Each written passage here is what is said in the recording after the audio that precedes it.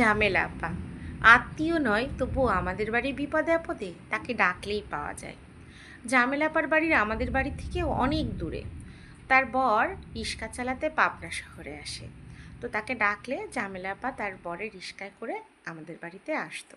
একদিন ঝামেলা আপা ফোন করে বলল, আপু, আমাদের এখানে শাপলার বিল আছে, সেই বিল ভর্তি শাপলা ফুল ফোটে একদম ভোরবেলা।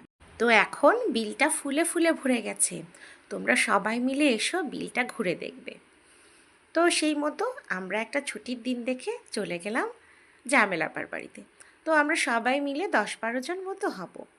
তো ঝামেলাপার বাড়িতে যেয়ে দেখলাম তার নিজের কোনো জমি নেই, অন্যের একটা বাড়িতে সে একটা ঘর করে আছে, একচালা টিনের ঘর। তো আমাদের দেখে মনটা খুব খারাপ হয়ে গেল।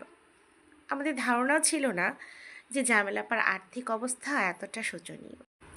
কিন্তু তার অর্থ না থাকলে মনটা কিন্তু ছিল বিশাল বড়।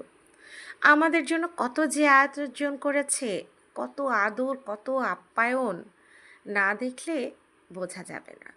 সে নিজের হাতে অনেকগুলো পদ রান্না করেছে, আর দুলাভাই বানিয়েছে নিজের হাতের মিষ্টি, তার সাথে ঠান্ডা তো আছেই।